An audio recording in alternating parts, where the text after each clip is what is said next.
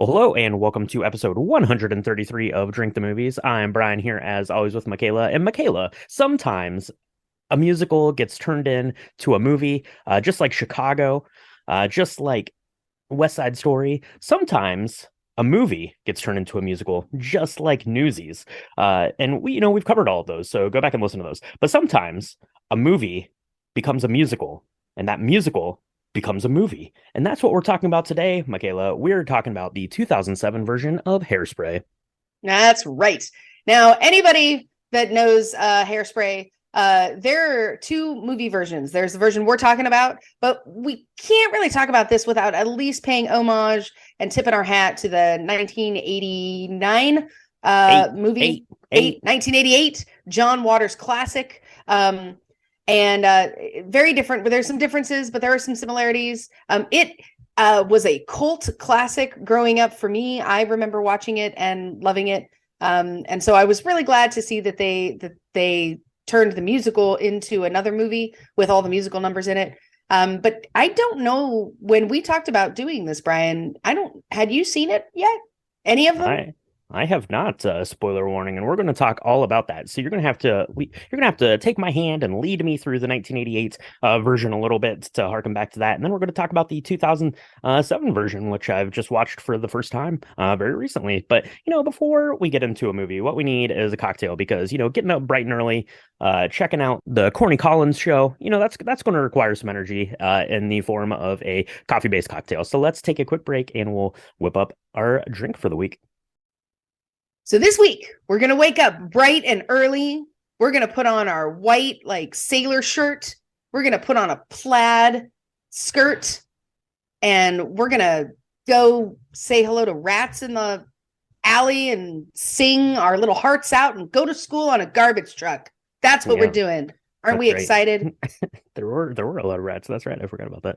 Yeah, absolutely. We are very excited for that. Yeah, we're whipping up something because we're in the mood to say good morning, Baltimore. And this drink comes from BaltimoreStyle.com. Now, in Baltimore, apparently a bunch of cocktail bars and restaurants and things did a bunch of homage cocktails to Hairspray because they did like Hairspray Live, I think, on TV when that was a big thing that they were doing in the late 20 teens, if I recall. But this one in particular sounded really good. It was called the Good Morning Baltimore, and this one came from the restaurant bar Encantada in Baltimore. So we'll put a link to this article down in the show notes. But this is called the Good Morning Baltimore. And if you're saying Good Morning Baltimore, what do you need? You need some coffee in the form of a martini, which is I think the preferred way to have coffee, to be honest, Michaela. Yeah. Oh no, totally agree. Totally agree. Especially when you're waking up to Baltimore in the 60s. You're gonna need some alcohol to get you through some of those trying times. That's right. Yeah, for sure. So we took this. It had the list of ingredients here. We had to tweak them a little bit because there were some things that we couldn't find, some things we had to add and change a little bit. But we got pretty close here, and this was pretty good, Michaela. This was very strong in coffee flavors. So you might need to adjust a little bit accordingly, depending on how much you really like, kind of a black coffee kind of taste in your drink if you're used to that bitterness and stuff like that. But let's whip one of these up, Michaela. So into a shaker tin, we're going to put 1¼ ounce of coffee or espresso vodka. We used a really nice double espresso vodka from Van Gogh out of Holland. 1/4 ounce of creme de cacao. 3/4 of an ounce of a cream liqueur.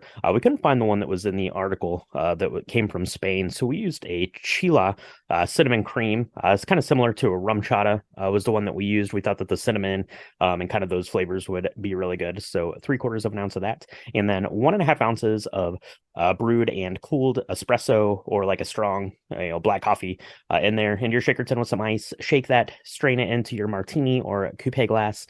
And get ready to enjoy. But before you do that, what you want to do is you want to get some whipped cream going, Michaela. Yeah. And you can do that a couple of ways. You can really just literally get some cream and whip it real good. Or you can use one of those whipped cream canisters. If you're going to do that, make sure you use the right nitro oxide canister. Apparently, I got the right canister for infusing cocktails, but not for making whipped cream. So we started with a canister, we ended with a bowl and a mixer thing and ended up whipping it up that way. But either way, you're going to want to whip this until strong peaks are forming in your whipped cream bowl. And then you're going to put a dollop or two of the whipped cream on top of this coupe or martini glass you got going. And then what is a show with lots of gold without a cocktail with also lots of gold? So I found this really fun spray glitter that is edible. And it was in this beautiful gold, like all these hues of gold. And so it was basically spraying glitter onto the cocktail. It was so fun. Adds some really luscious, like bouginess to the cocktail. It really, I don't know, it just looks really fancy. It looks Mona Mouth Maybell fancy because she wears gold in both films. And that's amazing. There you go. Lots of gold. No hairspray was harmed in the making of this cocktail, but this spray glitter goes a long way in making your drink look very fancy. So yeah, just put a dollop of that whipped cream on top. It's going to help sweeten the drink up just a touch, because like I said, this is real coffee that we made, Michaela. So I am a fan of black coffee. I brew my coffee. I drink it straight from the source. You are more akin to putting in some cream in your coffee. So what did you think about this? Because like I said, this was pretty coffee flavored. Yeah, no, this was good. The first sip was a little rough. I'm not going to lie. I mean, you really need to think about this as like a black coffee experience. But the second sip was much better. And so if you know already that this is going to be too coffee flavored, what I suggest is what you said, is add a little bit more of the cream liqueur in it. Maybe a little less of the actual espresso, or just put another dollop or two of the amazing gold enshrined whipped cream on top, and that'll soften it up. I really liked this, though. I mean, the first, I even though I also like to flavor and soften my coffee with cream, I definitely think that this is a winner when it comes to like a quote unquote espresso martini. This is a little bit different than your run of the mill espresso martini. But that Chilla cinnamon cream liqueur was epic. I mean, that stuff is great. That's the first time we'd ever had that, or at least I had ever had it. So having it by itself as a little taster was nice too. Yeah, for sure. Good. This is a solid cocktail. Yeah, absolutely. This was a really fun riff on just your basic espresso martini, and I really liked it a lot. So this might be something that I revisit, especially now that I have kind of those ingredients on hand to be able to whip one of these up and play a little bit around with that espresso vodka that we picked up for this cocktail. So definitely try one of these if you're a coffee fan. Check it out. Let us know what you think about it. Post pictures, especially if you get some gold glitter, or just put gold glitter on everything. It's edible. You make a gold glitter steak. You can make a gold glitter spread. What is it? It's like a ham and like a roast. When you're at the party, you can do all that stuff. So try one of these out. Let us know what you think. But for now, Michaela, we're gonna need a wee bit more coffee to get through this week's film, Hairspray. So let's take a quick break, and we'll be right back to chat about it. Spoiler warning for Hairspray. If you've not yet seen the 2007 musical based on a movie, then you should press pause right now. Go make yourself up a Good Morning Baltimore. Go watch the show. Enjoy it. After you do a little dance afterwards, you can come back and we can chat about it, because we're going to chat about all the hairsprays, all of them. We're gonna chat about hairspray. There was a lot of hairspray being used. I don't know if it was actual hairspray or not. That's probably not the case. It was probably some sort of movie magic hairspray, as there's giant puffs of this stuff going up all over the place. But like I said, Michaela, this one was released in 2007, the one we're talking about, directed by Adam Shankman, and it's based off of the characters and story from the 1988 John Waters screenplay. This one stars Nikki Blonsky as our ambitious dancer turned inspiration for an entire town and city, Tracy Turnblad, plus I don't know, like 100 other A-list stars here coming together for this one in this wild, crazy time. So Hairspray 2007, it's based on the 1988 film, which inspired the 2002 Broadway musical. The 2002 Broadway musical inspired this film, which is really kind of strange, right? So the story becomes the musical, takes a little bit of turns, and then those turns turn into this movie. And I remember reading, when I was doing a little background investigation into this before I watched it the first time, they apparently had to tone down the campiness for this film from the Broadway musical, that 2002 version. So boy howdy, that thing must be campy as all get out. So Michaela, 1988 Hairspray, I've never seen, but you have. What's the deal with that? What's the deal with that? So the story arcs are the same, right? So it's about the 60s, 1962, 1963, in Baltimore. It's about a pleasantly plump or chunky girl named Tracy Turnblad, and she is 16 and she wants to be on this show called the Corny Collins Show. Corny Collins Show is this local teen dance television show. So all of that is the same. There's a lot of music and a lot of dance numbers in the first one, but not necessarily like musical numbers. So they do not just break out into song the way that they do. There are certain parts of the first one that don't age well, which is why we made the decision to just cover the second one. But the bones of it are still the same, and the message and the mission is still really a good one. And so it's no wonder to me that they were like, hey, we can tell this story and make more money. All we need is to add some music numbers where people sing. And so they did that in 2002 with and it was Adam Shankman that did the original Broadway production. And then, of course, not long after that, they said, well, let's make a movie. Now, one of the things that they did that I really like is they kept some of the pillars of the things that made the first one so great. So, for example, Tracy Turnblad's mom is named Edna. She is played by a drag queen. She's played by Divine in the first one. In the second one, she is played by John Travolta, who does a really interesting job at trying to sound like they're from Baltimore. But adding some of that dance flair was really cool. So like that, things like that the hairstyles, of course, Tracy Turnblad has a very interesting hairstyle halfway through this film. Both films, she's got this tie-dyed kind of peroxided front bang going on with this giant bouffant. So some of those things stayed the same. But we're going to really get into the 2007 because that version was one of the big kind of open door films for that decade around musicals. We hadn't seen a musical that really got that much attention since Chicago, I think, because this film took the world by storm. And I remember I didn't see it in the theater, but this film was everywhere. And then, of course, it did well enough where they were like, let's do a live version on TV. I mean, everybody was dressing up as like a member of the cast. I remember for Halloween that year, it was kind of nuts. Yeah, absolutely. So let's get this started off, Michaela. So we got Hairspray coming to us here. We've got Tracy Turnblad is there. She's waking up. She's singing Good Morning Baltimore. That's like the news program to get us started on our way. Is the namesake for this week's cocktail. You get to see her kind of running through the city, and it turns out that Tracy is into a couple things, right? She's into getting her hair real big with this hairspray. That's a good time, of course, and she's really into this show. It's called the Corny Collins Show. It's like I don't know, some sort of like teenage like dance party kind of thing that's on TV, and kind of the dream and ambition of Tracy and probably lots of teenage boys and girls was to get onto the Corny Collins Show to sing and dance and have a fun time. Seemed like the good place to go, right? Sleep in class, you'll look cool. It's going to be harder to get into college that way, but Tracy doesn't care. She is on her way to school, and it turns out there's going to be some open auditions to go be a dancer on the Corny Collins Show. Yeah. And how exciting is that? So Tracy Turnblad is played by Nikki Blonsky. I really love her. I want to see her do more things because she is this just bundle of happiness and joy, and she just loves everybody. She doesn't care what they look like. She doesn't care what their skin tone is. She just wants to dance.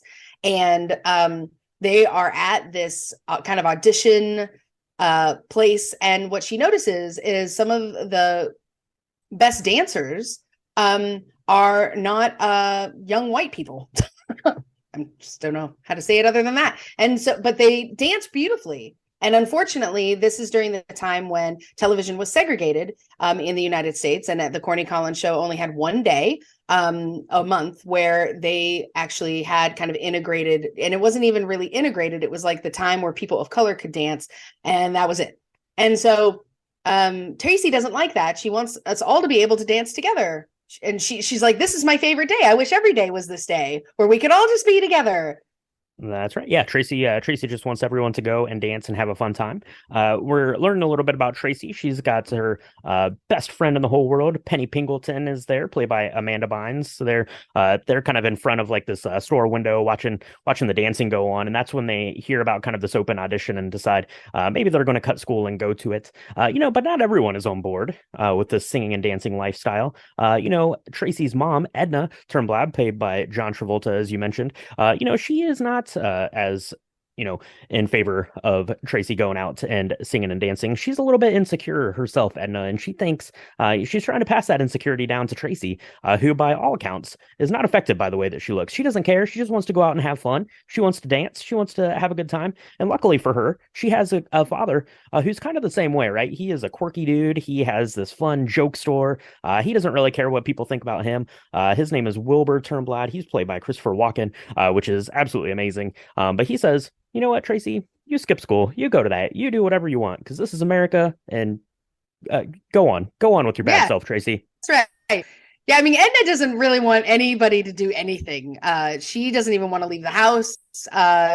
When Tracy not only does she get on the show, but she gets a call from Mr. Pinky, who's played by Jerry Stiller, who was Mr. Turnblad in the first film. He calls and says, "Hey, I own this dress shop for large women, and I would love you to be a spokesperson." And of course, Edna's like, "Oh, I don't know. Like, I'll go with you after my next diet."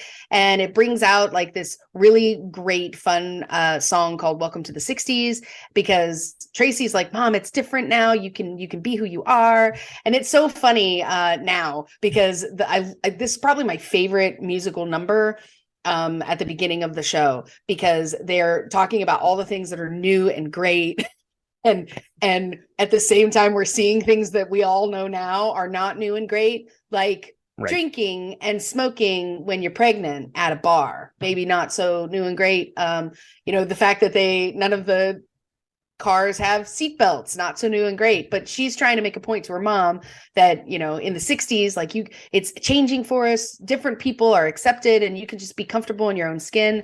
And then of course Edna does go out with Tracy, and they get kind of an updo and a whole new wardrobe, and it's really great. And that's really, it's really a kind of a neat moment in the show where, Tracy's trying to meet everybody where they're at and bring them with her, which is why she's so popular, because not any of the people on the Corny Collins Show look like her, because she is big, but they also can't dance like her because she dances amazing and she can do all these cool things, and she's getting inspired by people and her friends that can't be on television. And that's what really where things, I think, take a turn, because we love who she is and we love her energy, but then she kind of challenges her friends that are on the show to make some changes to the show itself. That's right. Yeah, absolutely. So kind of the big central pillar of this film musical is this Corny Collins show. So let's talk about that a little bit here, Michaela. So you got Corny Collins. He's like the MC, I guess, of his own show here, played by James Marsden. He's a pretty slick character. He's just in it for the dancing. He loves the dancing. But kind of I don't know what her exact role is. She's like the showrunner or producer or someone who's kind of involved in the show in some way. Her name is Velma Von Tussle, played by Michelle Pfeiffer, and her daughter Amber Von Tussle is played by Brittany Snow. Now, we learned that Michelle was the former Miss Baltimore or something. She is all into the show. She is pro, keeping her kid front and center, not letting any of these other kids onto the show, not give them a chance, because Amber has won Miss Teen Hairspray like 3 years in a row or something like that. That is her ticket, right? She's one of those parents who's going to ride their kid straight through to stardom to relive their own glory days, and that is exactly what's happening here. So you have someone like Tracy who's turned up, who's very pro everyone getting to go out and express themselves and do some dancing, and everyone loves Tracy. You have Velma on the flip side of that, who's really trying to shut that down. She doesn't want Tracy anywhere around. She doesn't want any of these other kids anywhere around. She is the old school. She doesn't want to see change. She's the worst. Michelle Pfeiffer, Velma Von Tussle, get out of here. But as you mentioned, Tracy is learning how to dance. She's already the best dancer. She's learning some more forms of dance by one of the most fun characters and one of the best names probably in movie history, Seaweed, played by Elijah Kelly. That's right. I love this. So, it was a thing, and this was an actual thing. If you did your hair too high in school, you could go to detention. That's a thing. And because of systemic racism, there were a lot of people of color that lived in detention because they weren't wanted anywhere else. And so when Tracy gets sent to detention because of her hair, she meets Seaweed and a bunch of other really amazing dancers. And she ends up getting detention now on purpose because she wants to go hang out with her friends and be with them. And Seaweed's amazing. Not only is Elijah Kelly like a really cool dancer, his voice is awesome. And he sings, he does some of these really fun kind of quirky things on this dance floor that they have in the middle of the detention hall. And he falls in love, like love at first sight, with Penny Pingleton, which is Tracy's other best friend. And so they kind of become this force of change for the studio. Now, Seaweed's mom is Motormouth Maybelle, who is kind of the runner of the one day of kind of integrated dancing on the Corny Collins Show. And so she, in the original movie, she actually owns a record store on the other side of town.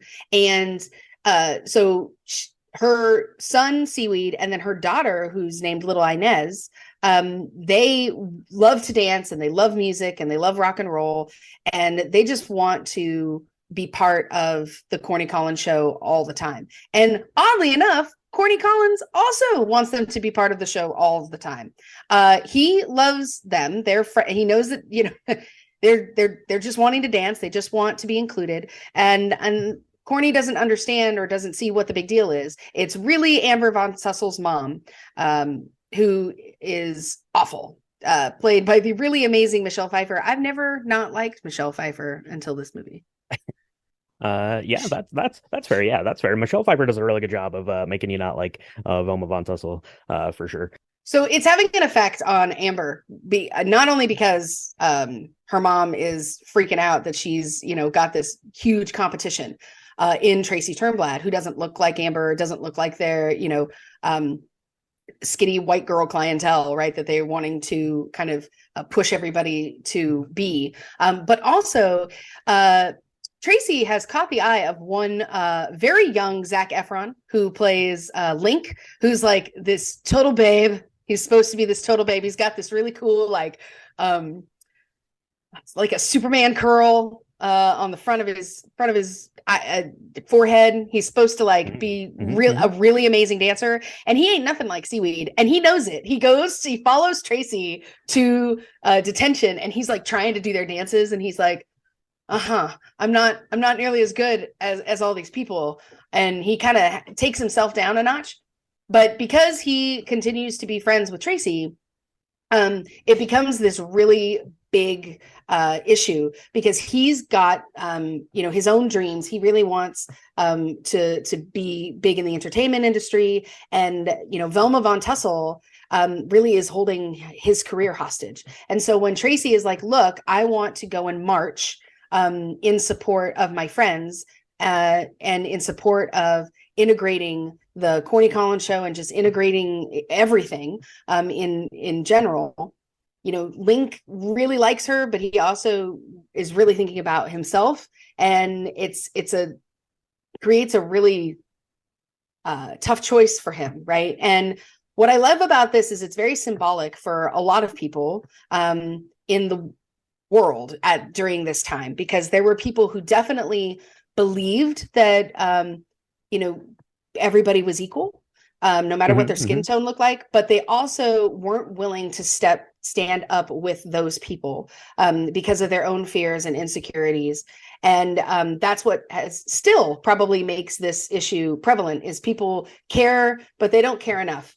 And it really kind of breaks Tracy's heart, because she really thought she's like super in love with Link and has been like a fan on the show, and she's been watching him for a couple of years now, and he seems to really be into her, but he's not quite willing to take that step to join her in her march. And probably my favorite part, which is the biggest difference between the film and the original film and this one, is that they do show the march. And they have this really beautiful song that Queen Latifah sings. Queen Latifah plays Motormouth Maybelle. And it's just this really beautiful song about, I know where I've been. We've got to keep striving, and we've got to keep pushing. And I really love that. And of course, Link feels badly and realizes the error in his ways and decides that, he ultimately is going to stand up for what he believes in. He is going to do what's right, even if it costs him his future. And that's really great, because we need more people to do that every single day, no matter what the issue is, right? To stand up for what's right, not just what's convenient. And it all kind of comes to a head on this ultra clutch show where they're trying to name like Miss Teen Hairspray.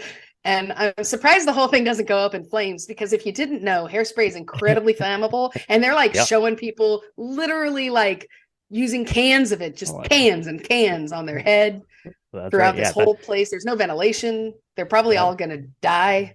Yeah, that is why there are holes in the ozone layer, is from the show for sure. So you have this march, right, that's going on, and that's kind of the pinnacle sort of movement, I guess, from Tracy, trying to, really put herself out there and, bring her friends and, make it more inclusive and make it so, that the black kids get more than, one day they're allowed to just go and dance. Even on the day that they're allowed to go and dance, it's still separated, segregated. They have like a rope down the middle, so there's no intermingling between the kids, which Tracy thinks is ridiculous. But they have this march, and Velma Von Tussle, our villain here in the story, she is not going to let that slide. I love, she's like talking to the studio. She's like, well, we're not going to cover them marching on our own studio. What are you talking about? We're not going to do that. So she's throwing a fit. The police there, of course, meet the march and basically arrest everyone. They arrest Tracy for like assaulting a cop. There's like a news report then about how she like assaulted this police officer, and he was in the hospital and stuff. And like, she'd even like talk to the guy. Like, it's completely ridiculous. But it's just, she's on the run and the night of this Miss Teen Hairspray. I really like Velma. Part of Velma's plan is to go and seduce Tracy's dad, Wilbur, I guess, to throw a wrench in the family. I don't really understand what the motivation was 100% for that, but Michelle Pfeiffer trying to seduce Christopher Walken was not on my 2023 bingo card, but now I'm glad that it is, because that is the most epic part of movie history for sure. That is completely amazing to me. But we all get to this final kind of dance. They sneak Tracy in a giant canister of hairspray, which is pretty funny. And all the officers and Velma get locked into this kind of closet sort of thing. So all the kids are free to come and dance and show off their skills and see who is crowned our Miss Teen Hairspray. Yeah, and in the original film, it was Tracy. And it's probably the least thing I liked about the original film. They fix it though. And they actually have little Inez win, because she's an amazing dancer and should have won in the first one too. So it's really cool that she's kind of not only is she crowned Teen Hairspray, but if you're crowned Teen Hairspray, then you're the lead dancer on the Corny Collins Show, which means, like it or not, everybody, the show's now integrated, and it's amazing. And then they have this big final number where everybody gets up and dances and has their moment. Probably my favorite is when Edna Turnblad kind of gives like eyes at Velma Von Tussle and is like, I like the way I am. And she like has this big long dress that she throws off. She's got like this tearaway dress, and it ends up being like this short thing that shows off the most amazing legs that I've ever seen on John Travolta. It's so great. It's so amazing. And then of course, Queen Latifah comes out and does a dance with Corny Collins. And then Penny comes out in the tightest dress that I've ever seen, with curtains on the bottom of it, trying to dance with seaweed. And it's not going well because she can barely move her feet because the dress is so tight. That's really exciting. Yeah, it's just this big number about how you can't stop time and you can't stop progress. And whenever I'm feeling down about the world and the fact that we still have problems of systemic racism in this country and everywhere. That the train is still moving, we're still marching, and we can't stop the beat. So haters are going to hate, and that's fine, but that means that's okay because lovers are still going to love. And how fitting is it that it's at this time of year when we're about to, enjoy summer and be together, and we can all be together. That's right. Yeah, absolutely. We can all be together. I really like it. It's kind of that exact sentiment, right? You have Velma Von Tussle there, who is basically saying, I don't want things to change. And then you have, the character of Corny Collins, whose show this is. He would think probably would also be hesitant to the change, but he says, no, Velma, times are changing. I love this. You would think he'd be more, I maybe threatened, I guess, but no, he's completely accepting throughout the whole thing, which I think is really great and a really kind of great way to, personify this character who's leading this, kind of American bandstand, sort of thing. So, that in a nutshell is Hairspray. So we went through that a little quick, Michaela. But let's talk about kind of some of the standout characters or scenes or anything like that you wanted to touch on. We talked about John Travolta as playing Edna. His accent is terrible. His his makeup is fine. Like, he never doesn't look like John Travolta, I don't think, but he does a pretty good job. He's pretty fun, and Christopher Walken is amazing. He is so funny in this thing, like especially through that section where Velma is supposedly trying to seduce him, and he's so like daft about it. It's really hilarious, and Christopher Walken's amazing, and he should get to be in every movie basically.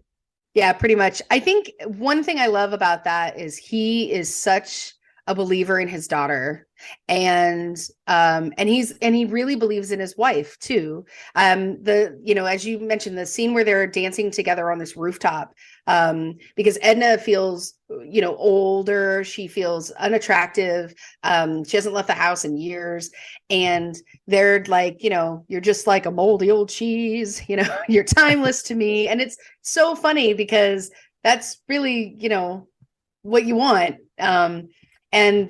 Christopher Walken is just he's amazing. I do want to talk a little bit about the character of Penny Pingleton's mom. Her name is Prudence, or Prudy Pingleton, played by the amazing Allison Janney.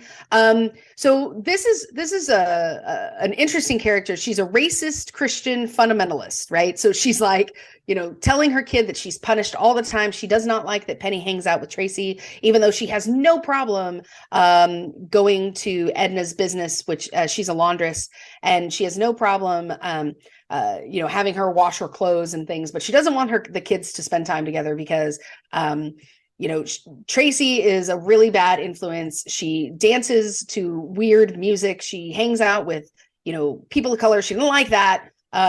And what I find is that it's a caricature on this racist Christian fundamentalism that was around at the time and still is around today. And it's just as ridiculous. Like, these people, the things that she says are hilarious. And then you realize you can find that on television now on some of the news stations. It's funny and terrifying at the same time, but Allison Janney does it really well. And Penny Pingleton is great because she has very strange hair. She can't get her hair quite as high, so she like puts it in these weird like pigtail things. But she is really instrumental in helping get Tracy out of some of the hijinks that she gets into, right? When she's in hiding because somebody, she was accused of assaulting a police officer, and her parents have this bomb shelter down underneath the earth, and she's like, you can just stay here, Tracy. Man, it's that character is really interesting because she's both funny and terrifying at the same time. Yeah, I really like there is Penny's trying to help Tracy hide out from the cops when she's on the lam there, and Prudy finds out and like ties Penny to the bed to ground her, and they're like why are you tied to this bed? And she's like, I was my mom, or I was harboring a fugitive without my mom's permission or something. Yeah. It was really funny. Yeah, I mean this movie is fun, and it's very kind of jokey and whimsical on one hand, but on the other hand, like it's tackling like really serious issues, which if you know anything about John Waters, that was kind of his deal, right? Like he's the super campy guy who likes to touch into um a lot of the problems with society, which is why he's so revered in a lot of circles. John Waters actually makes a little cameo in this as like a flasher character at the beginning, which is exactly what you'd expect John Waters to be making a cameo Yep. doing in something. So I think that stuff is pretty great. I mentioned it at the top that they apparently had to tone down the camp from the musical, which is insane to me because this thing is campy as all get out, but it still like maintains kind of this backbone of real world, kind of groundedness, even though these characters are insane. And obviously you have, John Travolta playing Edna, who's married to Christopher Walken, which is crazy. You have, Queen Latifah, who is, just this crazy and incredible, voice and talent and, actor in the world who's, playing this, kind of side character who has to step into the limelight to lead her people to equality on the show and stuff like that is it's just it's kind of amazing. So I is Hairspray great?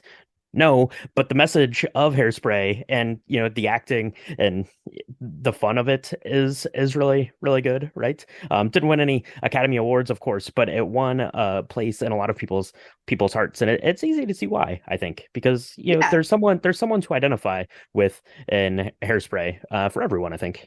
Yeah, and it's an interesting to me because if you watch the first one, it's also not great. It's good. It's not great. This really good, not great. And yet it had it inspired enough people in the position to be able to recreate this story time and time again because the story is worthy and the story is something that we still could see and use today, right? Now I've not seen any it garnered acclaim from like Roger Ebert in the New York Times. This version of the film did, but I've not Hmm. seen any notes around them remaking it yet again.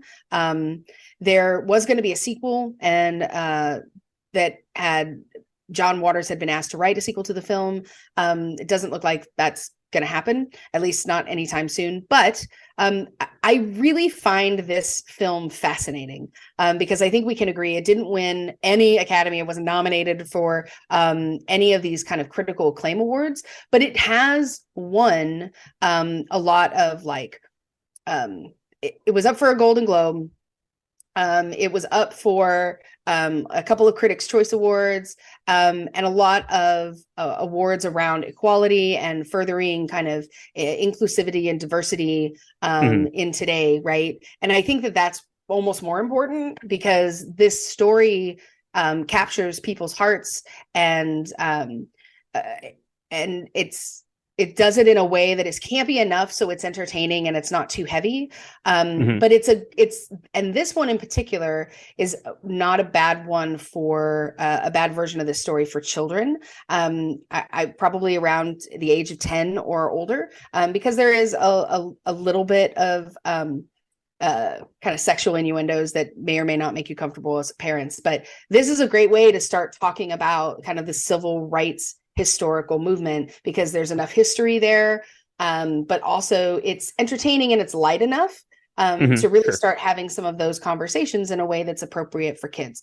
And I think that that's really cool. It's one of my son's favorites. And now that he's getting a little bit older, he's asking more questions about why is there a whole marching scene? Why is it a big deal that they dance together or not? And stuff like that. And it happens really organically, which I think it may have been one of the points of the film in the first place. I don't know, Hmm. but that in a nutshell is Hairspray. What did you think because you had never seen this? So I'm gonna be quiet and let you talk.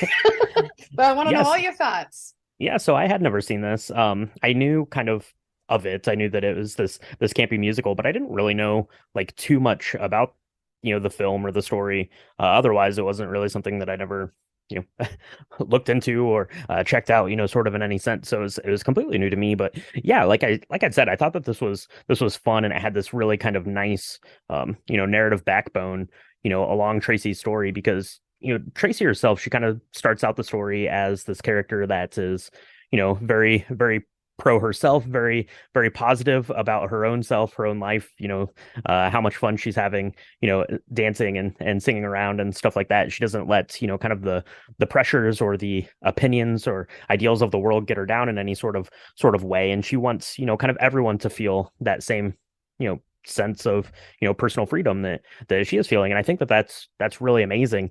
And you see Tracy, who doesn't, I don't know. On one hand, she doesn't really grow through the film because she's basically the same person at the end of the film. But you see kind of the environments and the things around her, kind of changing. So you see her kind of in like that first shot where she, misses the bus and is riding like on top of the garbage truck to school, which is funny, but kind of symbolic, I guess, of the way society would have maybe, looked at someone like Tracy at that point. And she goes from there to getting onto this show, to leading this equality march on the TV station, and then ultimately, going and being kind of the star of this show. And you think who's probably going to, maybe win this contest, potentially. And someone and I really liked kind of at the end. I thought it was interesting because she comes out at the end in this film called Hairspray on this dance thing that is being put on by this hairspray brand, and everyone has this gigantic poofed up hair to show off kind of this look. And she comes out when her hair is very flat, it's like straightened out. And I was like, oh, okay, so that makes sense then, because Tracy now has moved past kind of this phase of everyone being into this giant poofed up hair. We've taken a turn, for Tracy. We've taken a turn as society in the story, and I thought that was really neat and very kind of symbolic about the way that her character not necessarily changed, but the times had changed over the course of this movie. So I thought that it was really good. It was really fun movie. The songs were fun and jokey and a good time, and I kind of like kind of that campier sense of humor, stuff like that. So I thought that was fun. The numbers were all great. I love that there's this love story, love song, sonnet kind of sung between John Travolta and Christopher Walken, and I thought that was amazing. And I mentioned I thought that Michelle Walker trying to seduce Christopher Walken is amazing. It's something that we don't deserve to have because that's too great. And yeah, I don't know. It was really fun. It was a fun movie. I'm glad that I watched it. I'm glad you threw it on the list of movies to cover. And that inspired me to go out and check it out. Just the way Tracy inspired everyone to go and support their friends. So I don't know. That's Hairspray, Michaela. So let us know at home if you are going to be checking out Hairspray, or if you prefer the 88 version, or if you've seen the Broadway musical. Let us know that. Let us know if you make up one of these Good Morning Baltimores and take pictures, send those in, because we definitely want to see that, see what you're getting up to. Or if you have any other really fun coffee cocktails, send those our way. You can do that on our Instagram and Twitter. It's at Drink the Movies, and on Facebook.com/Drink the Movies. If you want to see pictures of ours, episode recaps, you can do that on our website, which is www.drinkthemovies.com. And if you want to check out the podcast a little bit further, support us, get some bonus content, all that stuff, you can do that on our Patreon. It's patreon.com/Drink the Movies. We're going to have some bonus stuff coming up here relating to Indiana Jones, I do believe, here later this month. So you're going to want to make sure you get that checked out before we get to Dial of Destiny time. And you're going to want to make sure you get subscribed to the podcast. Next week, we've got the 1989 version of Batman coming out. So, Michaela, where can they do that? You can find us on Apple Podcasts, Spotify, Stitcher, Good Pods, anywhere where Spotify podcasts are distributed and supported. Whatever you're listening to right now, just go find this. There's a subscribe button, I promise you. If you're liking what you're hearing, press that button. If you don't like it, please don't tell anybody. And if you do like it, please tell everybody you love it. We are so excited. Yeah, we're so excited to be able to do this and talk movies and cocktails and all the things we love, and bring you movies that maybe you hadn't seen or hadn't heard of before, as well as some of the box office hits of today. We're like a top 40s. It's amazing. But yes, like us, tell your friends. It really helps us get all the Drink the Movie stuff out there, which is really cool. So yeah, that's right. Absolutely. So with all that singing and dancing, Michaela, all that Hairspray, I tell you what, I am whipped. That was a lot of moving around. I wasn't ready for all of that. I wasn't ready for the love and the laughs along the way. So I'm going to need another one of these cocktails. So let's go mix up another one of those, and we'll talk to everyone next time on Drink the Movies. Well, I had a dream that I would own a coin-operated laundromat, but I came down from that cloud real quickly. It's so great.